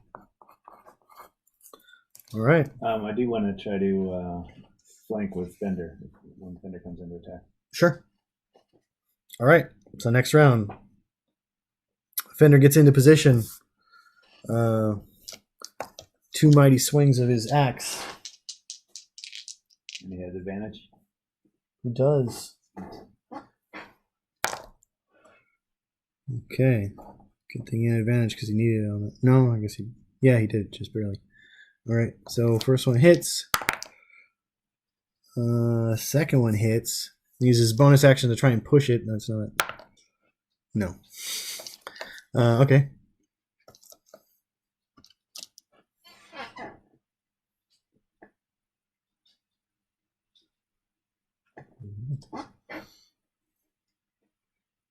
I'm gonna get a less squeaky chair.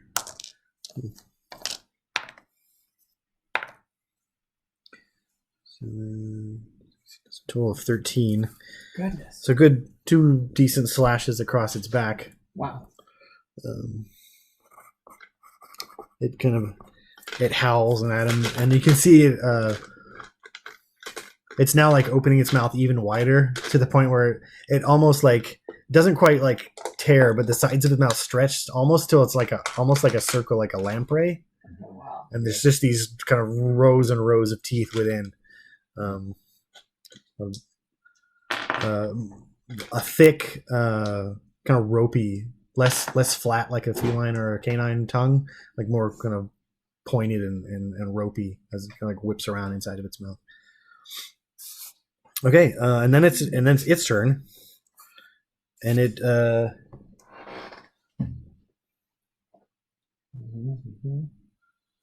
it's just gonna do some biting and clawing.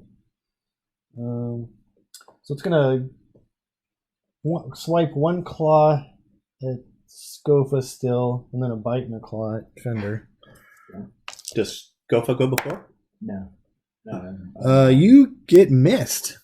I get As- that. yeah, as it kind of like That's- you duck and it kind of rakes its claws over the kind of cavern behind you. Nice. Well, 3 on the die. However, the claw on Fender strikes, and so does the bite. So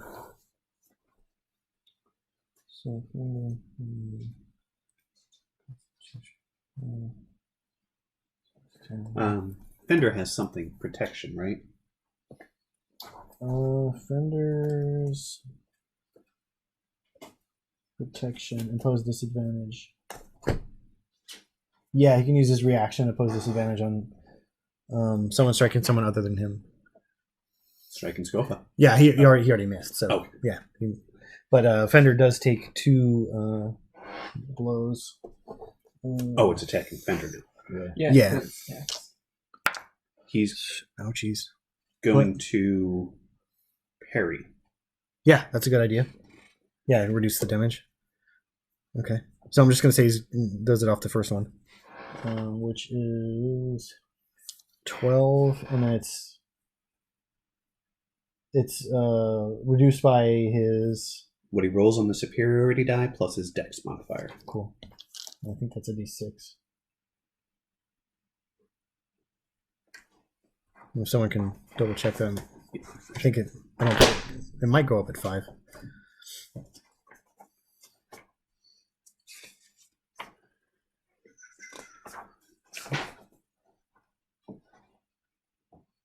Where's superiority die?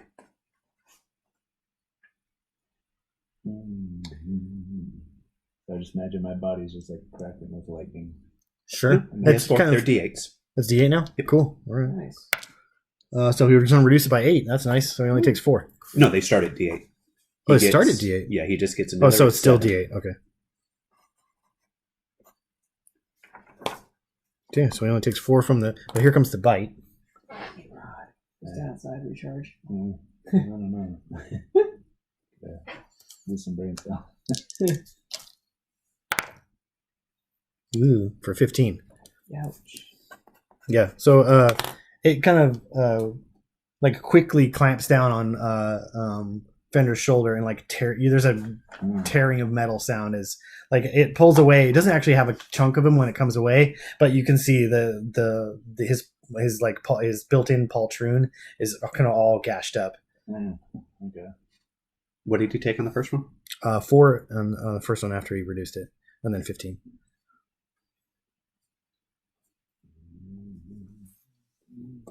And then Dolan. Okay. I am. You can see also like just like thick saliva dripping off of this guy. That's his pupils are like constantly like throbbing, like bigger and smaller, like almost with his heartbeat. Sorry, Sora. I think you're too far away. I'm going to bless the 3 of us on this side. Okay. And then I'm going to hit it with my bonus action. Smack The spiritual weapon. Yep. There we go. I don't need that, but just for fun. That's AC 20. Yeah, for sure. And He's fairly quick, but he's also pretty large. 9 points of force from the little lantern, Cool. bopping it in the head. So you are now blessed, and Fender is blessed. Cool. So Scofa's next. You're blessed. Right, I'm blessed. I had an idea, and then I think about what he actually is, and I stop. Don't be that idea. Huh. Okay. What's the for just for say we were in a comic book.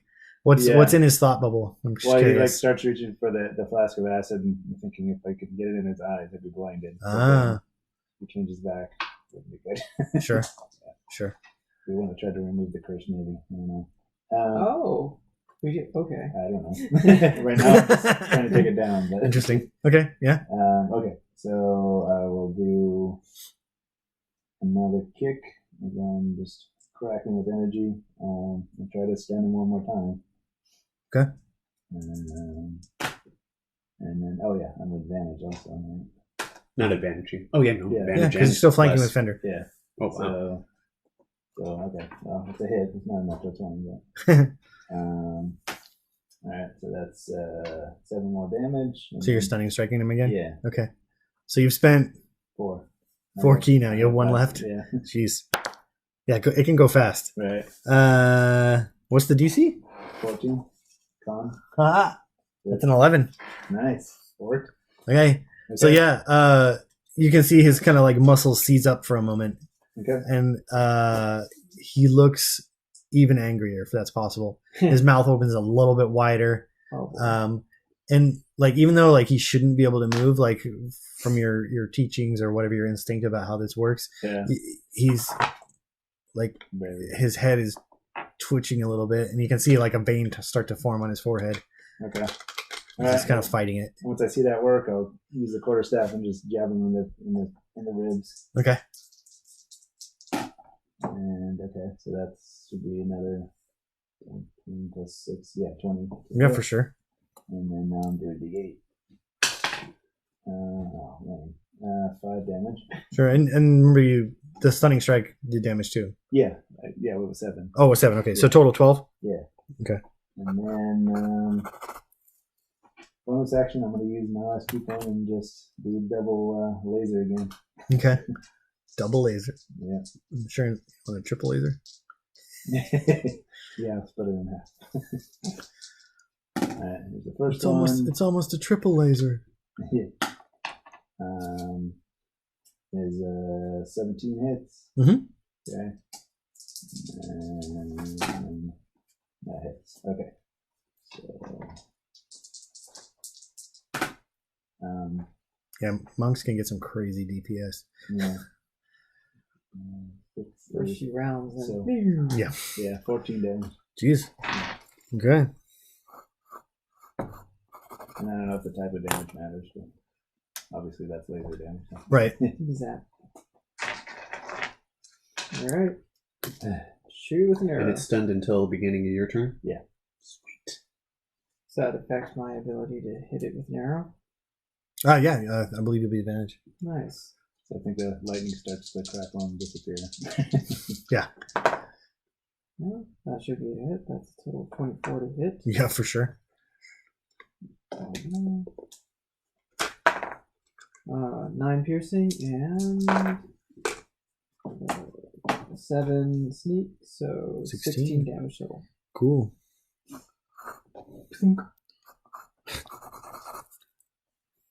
All right. Background offender.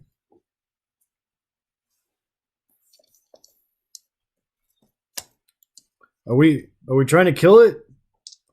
Just take it down. All right. Good gravy. Well, 1 hit. No, he gets a D4 as well. Oh yeah, that's right. And Four. he's at advantage. Yeah, so that's gonna be 2 hits. Yeah. Okay. Well, it doesn't. I guess he could get a crit. No. Okay. Why do I keep misplacing my? There it is. Nice. And 17. Yeah. Okay. So Fender kind of womps into its kind of side, and the axe blade kind of buries itself kind of halfway into his ribs. He pulls it back out, and he kind of like puts a shield on the. No, that's too bloodthirsty. He just kind of like hacks into the like same wound and drives it in a little bit further, and you can hear the cracking of ribs. And the force of the blow is enough to like push him like out of melee with you, just like a foot or so, and up against the wall. And that seems kind of like to take the breath out of him. And he just kind of like growls like one last time, and it kind of shakes the trinkets all across the hall, sending like a domino cascade down the hall into the main room, where it kind of billows outward, and then he just kind of like slumps and kind of slides down in a heap. Okay. Does he start changing at all? There's a palpable like heat coming off of him, and then like again his flesh starts to kind of bubble with that kind of weird snake eelness like underneath, and he just kind of shrinks back down into that meek form, and and he seems a little bit smaller than he did before. Like not smaller, but like more wiry, less fed. Okay. Hmm. So, what do you think? Is this a curse? Don't know. Maybe. Can Maybe you try him up Yeah. Let's get him first. Yeah, definitely. bound if it's still alive. Yeah. Let's check. Somebody have heal? Yeah. I'm gonna go up and check it. Sure. Keep an eye on it. Roll medicine. 11. Yeah, he's alive. Barely though. All right. Let's bind it. Yeah. Yeah. Yeah, we find it as the best that we can. Sure. Yeah. Head to Um, toe. So hog tie or just head just to toe, like- just mummy wrap. Oh, mummy wrapping with rope? Yeah. okay. So it probably takes like 4 things of rope, but or actually he's a little guy, so maybe 2. But yeah, you have him bound. And we'll put that steel. Do you net sta- over, do you wrap that stabilize steel him net all? around him as well? Oh, yeah. Do you Yeah. stabilize him at all, or because he's in danger, like untreated, he's gonna die? Yeah. I'll stabilize him. Yeah, you don't have to roll for that. Out in combat, you'd have to roll, but out of combat, I don't think so. Okay. And then the steel net place over him. Sure. Okay. Yeah, he's well bound. Yeah. Okay. Outside of some kind of magical who's me what's he's not getting out of that. Yeah. Okay. Well, whether we watch him overnight, I don't like the idea of him being near Moe's. Or anyone else you can eat. Yeah, that's true. Or the horse. Just to let you guys know, in the first 2 rounds of combat, you guys did like 104 points of damage. Wow. Okay. I'm not. I was going to have a spiritual weapon with advantage and Yeah. an automatic hit on sacred flame Nice. because no dex save. Yeah. Crazy. The next tier is nutso for fighting. Yeah, keep an eye on. Do we want to go further in or back to where we were? Well, at the very back, it's just a giant room full of bones and things hanging off the ceilings. And you'll be able to loot something from back there, but We'll take a look at it tomorrow. So I think head back. We'll keep them in the hallway. People on Yeah. both sides of them. Sure. Can I also have each of you make a charisma saving throw? Okay. oh boy.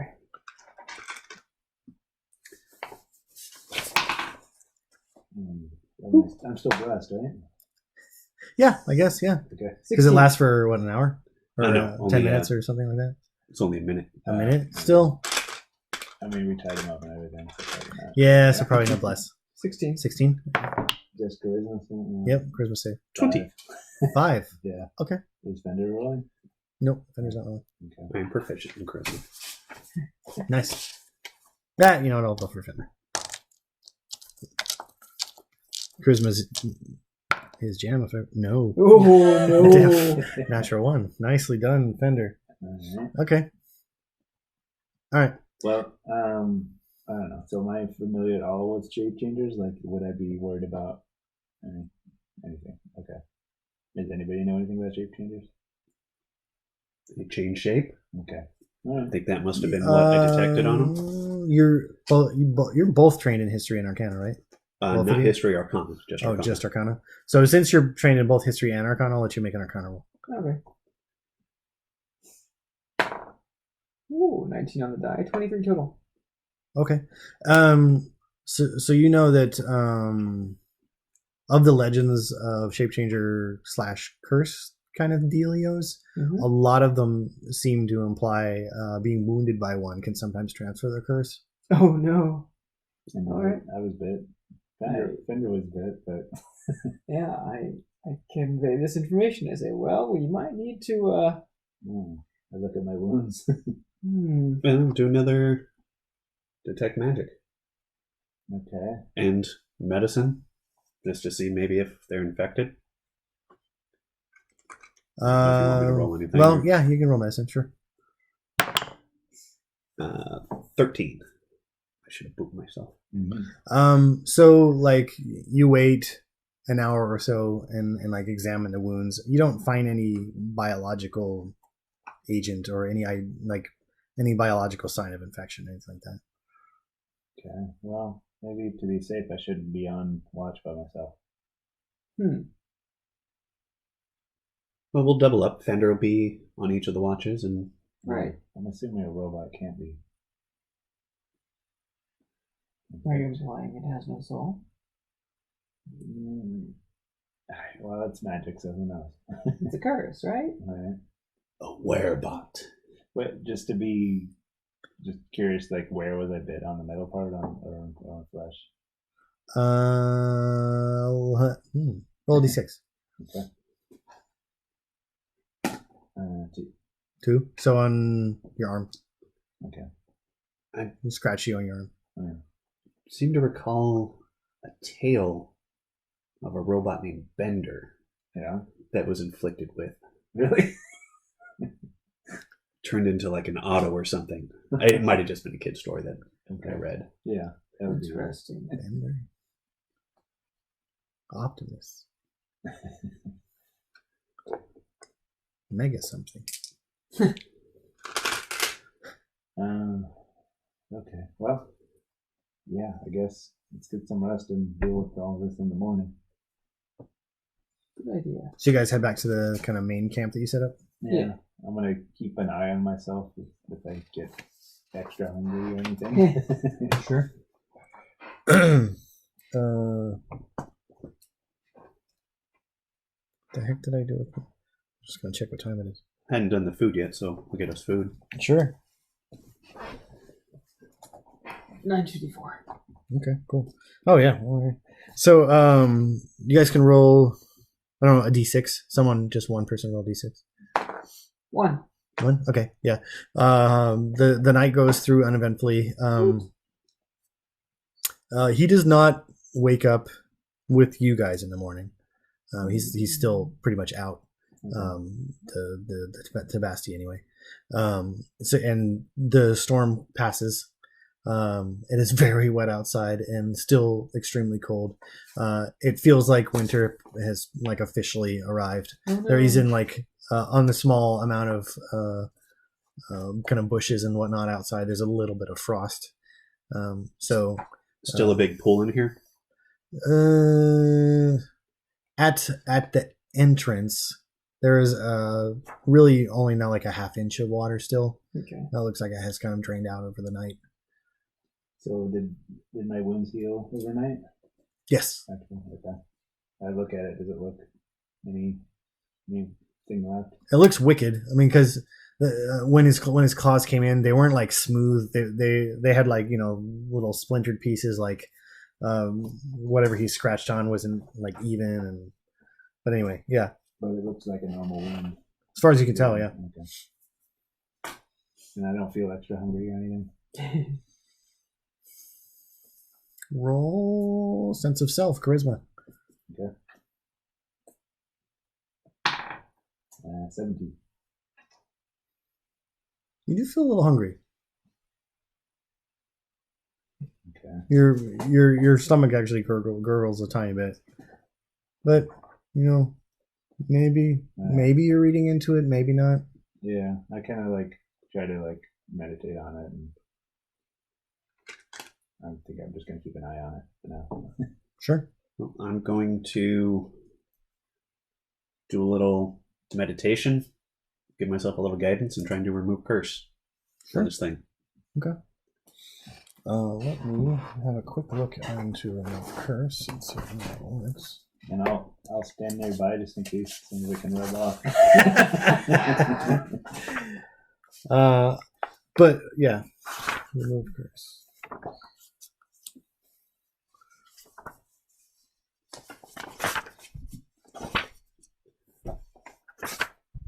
I don't feel bad about looking this up because I recall even the great Matt Mercer looking at the book on stream. So here we go.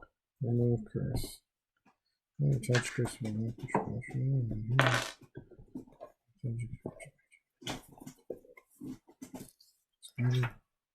That's it. That's pretty simple wording. So I'm gonna have because that isn't as interesting. I'm gonna have you roll a d20 and add your spell attack modifier. Spell attack modifier. Okay. So guidance will not help with that. No. Well, Ooh, 26. okay. So you clutch your focus, and you kind of put your hand on ye little Tabasti. You do have to kind of remove the net because you have to be able to touch his flesh, and you guys can see that kind of neon glow kind of encircle kind of Delwyn, and kind of slowly it kind of starts to pull off him like actual kind of neon tubing and start to kind of wrap around the Tabasti, and then it kind of makes this outline, and then it pulses once, twice, 3 times, and then 2 in big succession, and light kind of just fills the cavern. And then the neon tubing kind of like seems to like absorb into his body, and audibly there's a sigh that comes out of him as this smoky wad of like teeth and small beady cat-like eyes just kind of spits out of his nose and mouth, and then just kind of evaporates into the ceiling. Like a fur ball. Yeah, a little bit like a smoky fur ball. Yeah. Gross. What's inside of you? I hope not. I think that might have worked. Well, it definitely looks. I mean, get rid of something. Huh, I wonder if he remembers his name now. And there's a secondary effect. Hmm. On your next D6 heals, you can reroll any one you get. As you got kind of filled with the spirit of light from this kind of The next 6 or D6? next D6 times. 6. Oh. There you go. Look at that. Next 6 heal, roll a 1. Alright, well. I guess he's got it, but what do we do now? I mean, I don't want to just send him into a town randomly. Well, he's probably going to be going with us. I guess it's starting to get full, but I guess one more of us could walk. Let's leave him bound until Yeah. he wakes up and we can speak with him. Yeah, definitely. I'm going to do the rod again. Sure. Just to see if I detect what I detected before, that little faint bit of magic, or if that's gone. I'll hold up my arm next to the rod. I look at him as well with it. I can't remember did I make you roll for that or no? What's that? I don't think I did. Oh, for detect magic? No. Yeah, you don't nothing's coming off of Scofa, and it's no longer coming off of the Tabasti either. Oops. I do believe it's cured. Okay. And me too? I don't see anything on you. Okay. Good. Alright, maybe I'm just a little hungry. I mean, I did spend a lot of energy yesterday. You did. There's still plenty of food. Yeah.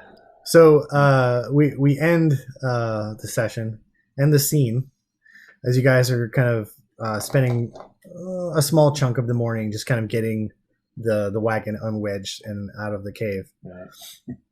And as you guys are kind of like kind of hopping on, packing up, just like reattaching the horse and getting everyone situated as everyone's getting ready to go, there's a scene of you guys kind of marching off, and we zoom in on kind of Scofa, just kind of taking a breath. Okay. And then he just kind of eyes the bag of food and then shakes his head and they fade out. Okay. What about exploring the back room for the loot? Yeah, we can do a random roll for that. Okay, cool. Yeah, that wouldn't have taken very much time at all to Okay, do, cool. so we can just throw that in. Okay. So, a nice little mini adventure there on our way to Foundry. Thanks for joining us, everyone. We had a pretty good combination of roleplay and combat tonight, I think. Yeah. Testing out our new 5th level abilities. All right. I hope you all enjoyed watching. Had fun tonight myself, dungeon mastering these fine folks. Hope you join us next week. I've been Steven, your dungeon master. Matthew. And? Here. And sorry for the lack of punnage. Yeah. Yes. Yeah. Devlin, aka Fender, will be joining us next time. Yay. So we can have more robot hijinks. Good night, everybody. Good night. See you next time. And I push this button. And then I push this button. And it's goodbye for real. It's my goodbye song.